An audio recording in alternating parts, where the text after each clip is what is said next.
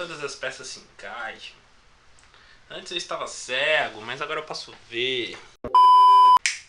E aí galera, beleza? Hoje o vídeo que eu vou trazer pra vocês tem um assunto um pouquinho sério que há algum tempo já vem sido falado pelo maravilhoso universo da internet.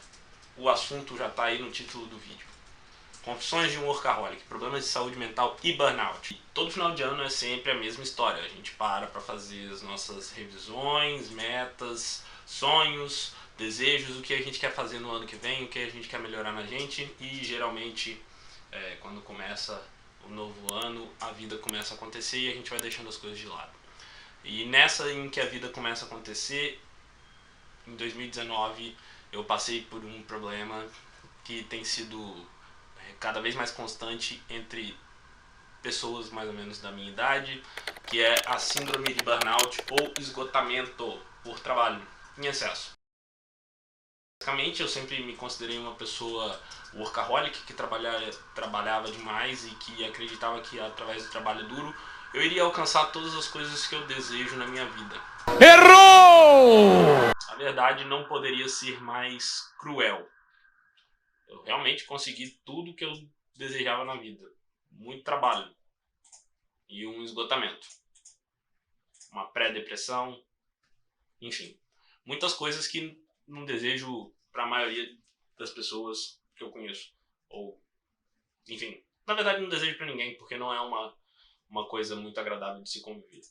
Mas ontem eu acabei escrevendo sobre isso na minha newsletter e recebi muitos feedbacks legais das pessoas que receberam, algumas inclusive que sofreram e sofrem do mesmo problema. A pandemia ajudou a ter mais pessoas passando por isso e eu acho que quanto mais a gente falar sobre esse assunto, melhor fica para todo mundo, porque as pessoas podem perder o medo e ter mais vontade de se expor, porque não é um problema fácil de se identificar. Muitas vezes a gente sofre com a negação. A gente acredita que quem tem isso é fraco e que nós não somos tão fracos assim para estar nesse ponto de sofrer com esse tipo de problema e que a nossa saúde mental está em dia.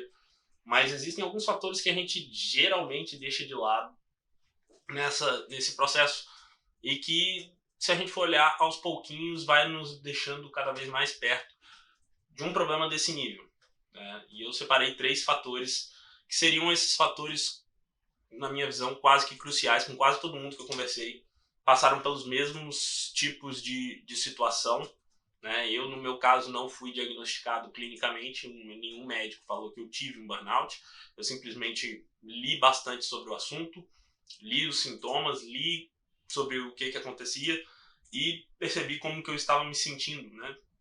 Autoconhecimento é muito importante para a gente também identificar esse tipo de situação.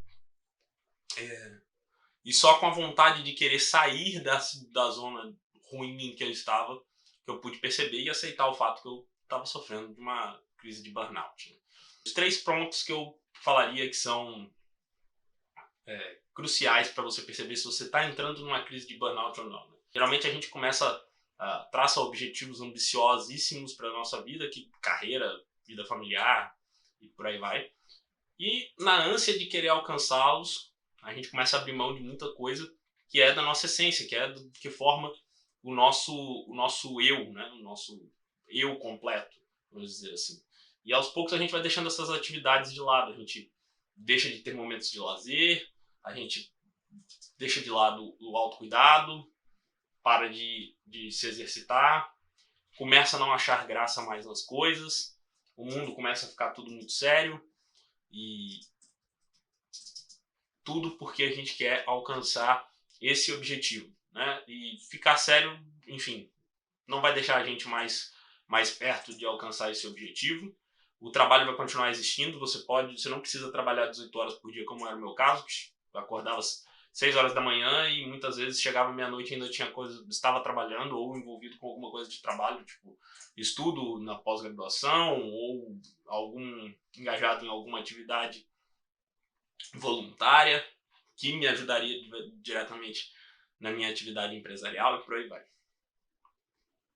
E aos poucos esse tipo de situação começa a puxar uma outra, né?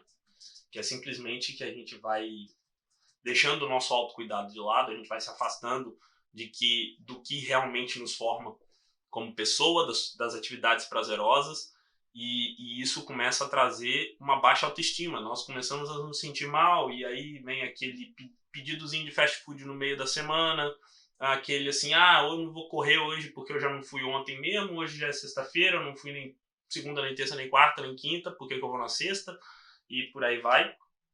Aos poucos essa bola de neve vai aumentando, e quando a gente já está num ciclo vicioso, ruim, em que a autoestima está baixa e ao mesmo tempo o nosso autocuidado está baixo, e aos poucos começamos a nos sentir impotentes, né? Invariavelmente, quando a gente está trabalhando, as coisas acontecem de uma forma para testar a nossa resiliência, para testar a nossa capacidade. Problemas vão acontecer sempre, invariavelmente. As coisas acontecem dessa maneira. E eu gosto muito de enxergar as coisas num sentido de meio que numa visão de negócios, né? Input e output. Você não consegue ter uma saída se você não tiver uma entrada boa. O que eu quero dizer com isso? Não adianta você colocar lixo para dentro e esperar que saiam flores. A terra precisa estar no mínimo adubada ali para sair alguma coisa produtiva, para sua sementinha germinar e florescer e sair uma bela de uma flor, de uma planta, do que quer que seja.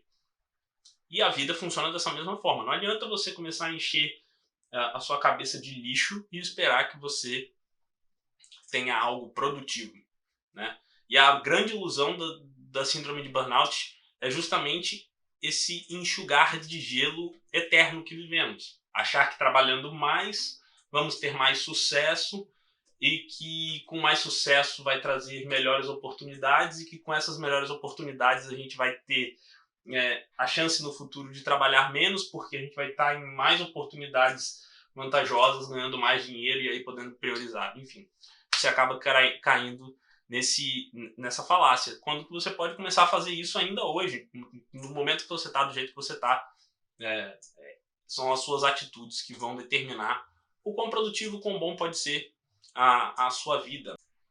Tá, mas legal, falei um monte de coisa, falei sobre os problemas do burnout, alguns sintomas que eu percebi que eu tive, como que eu fiz e como que eu sugeriria para você que está sofrendo de um burnout tentar sair. Eu não sou médico, não sou psicólogo, não sou psiquiatra, não tenho nenhuma formação clínica. Eu vou falar aqui o que eu fiz e deu certo comigo, tem dado certo comigo, porque eu me considero ainda em recuperação. Foi no final de 2019, o ano de 2020 foi um ano hiperatípico por conta da pandemia, 2021 ainda foi um ano muito instável, mas basicamente o que eu fiz para poder me recuperar, você está vendo aqui que eu estou de regata, estou indo para academia daqui a pouco, então eu comecei a dedicar atenção um pouco mais às atividades que me geram prazer e que são boas para mim, né? Muitas pessoas não gostam de fazer atividade física, não a tradicional musculação, puxar ferro, enfim. Eu aprendi a gostar, mas também pratico um esporte, que no meu caso é o jiu-jitsu, já mostrei aqui algumas vezes. Porque no jiu-jitsu, por exemplo, eu consigo entrar, vamos dizer, num estado de flow. Eu entro lá, às vezes, estressado e saio do tatame leve, porque eu consigo não pensar em nada. A mente fica vazia, bem na ideia do que o Bruce Lee fala de ser como água. Empty your mind. Be formless, shapeless, like water. Now you put water into a cup, it becomes the cup. You put water into a bottle, it becomes the bottle. You put it in a teapot, it becomes the teapot. Now water can flow or it can crash. Be water, my friend. Like that, you see? Na academia, a oportunidade é de ter aquele momento comigo mesmo, de melhoria contínua todo santo dia, progredindo a carga, fazendo o exercício melhor, tentando me levar um pouquinho mais num extremo da performance, né? Obviamente, porque isso vai me trazer melhorias para a minha saúde. E aos poucos, quando eu comecei a prestar atenção na minha saúde física, as coisas começaram a se ajeitar um pouquinho, porque necessariamente eu estava me dedicando ao treinamento, precisei me dedicar à alimentação, e aí eu melhorei minha saúde física, melhorei minha alimentação, isso se refletiu um pouco também na minha saúde mental, parei de ter oscilações de humor com muita frequência, os sintomas, vamos dizer assim, pré-depressivos começaram a desaparecer, porque eu ia fazer exercício de manhã, pegava um pouquinho de sol, né? Todas essas coisas, eu acho que o importante é a gente priorizar as coisas que fazem bem pra gente, parar, cara, não adianta, a gente tem que parar de seguir algumas coisas e reduzir o uso da internet. Eu, numa época, praticamente deixei de seguir 50% dos perfis que eu seguia no Instagram.